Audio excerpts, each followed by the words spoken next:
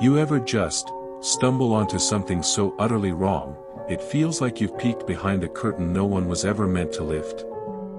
Like a secret that burrows into your bones and just stays there. That's exactly how I felt the first time I heard about the whisper letters. They're buried deep, deep inside the old Oregon State Hospital archives, tucked away like a forgotten nightmare. And here's the kicker, there's a file in there, a patient file, that has never been spoken about publicly.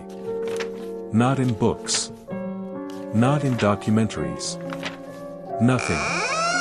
A file for a patient who, according to every record, simply didn't exist. And the letters inside? Man, they're not just creepy. They feel alive. They breathe. So, here's the story. This folder, it was found back in 2007. It was locked away in a dusty cabinet that hadn't been opened in, well, decades. The label on it just read, Whisper Letters, 1971. Inside, 24 sealed envelopes. All addressed to the same person, Patient 106. Now, here's where it gets truly unsettling. There is no record of any Patient 106 in that hospital. I mean, they checked everything, staff logs, medical records, patient rosters, they all just skip straight from 105 to 107.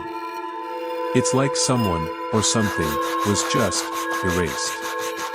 They simply vanished from the official records, leaving behind only these cryptic messages. When researchers finally opened those letters, they were half expecting some kind of elaborate hoax, you know.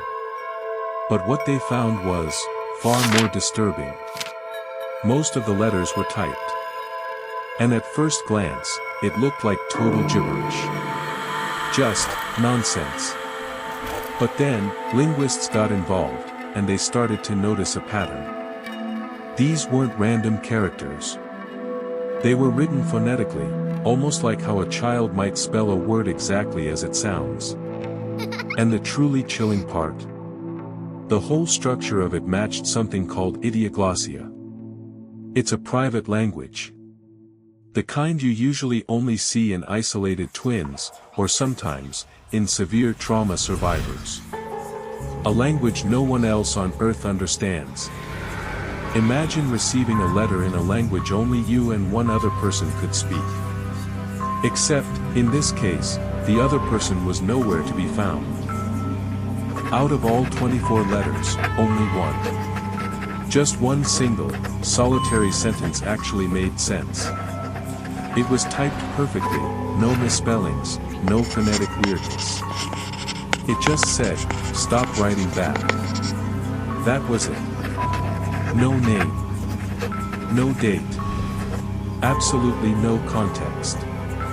It's like whoever wrote it just got scared halfway through whatever this whole twisted saga was. Or perhaps it was a desperate plea. A warning. What kind of interaction would prompt such a chillingly clear demand in a sea of otherwise indecipherable text? The implication is terrifying. And here's another layer of dread. Every single letter had a return address on it. From another state. Another facility, an old asylum.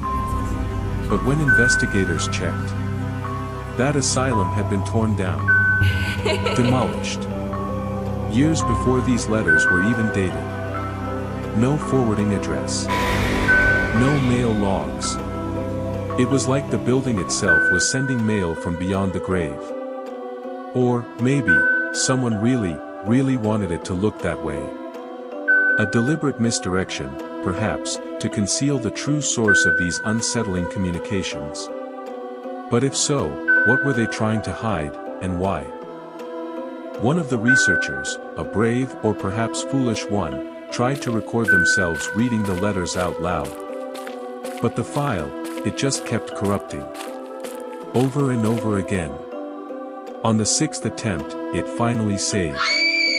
But when they played it back, it wasn't just their voice. There was something else underneath. Like, breathing. And when they slowed it down, it clearly sounded like whispering. Just one phrase. Repeating. Over and over, I never left. A cold chill ran down their spine. Imagine that. A voice from the void, confirming its perpetual presence, attached to a patient who supposedly never existed. Some of the old hospital staff, the ones who were still around and heard about these letters, they actually remembered something strange. They remembered a room. In the old East Wing. And in that room, there was one bed. Just one. And no one, was ever allowed to move it. They called it the Black Bed. No name tag. No patient chart. But the sheets on it, they were always warm. As if someone was still, lying there. A residual heat, lingering decades after the supposed disappearance of patient 106. What secrets did that black bed hold? And why was it so important that it remained undisturbed? Psychiatric linguists, they have a specific term for this kind of thing, cryptophasia. It's a language that only two people in the entire world can understand. Usually twins. Sometimes, yeah, trauma patients who develop their own secret code. But in this case, there was no second person. At least, not one they could find.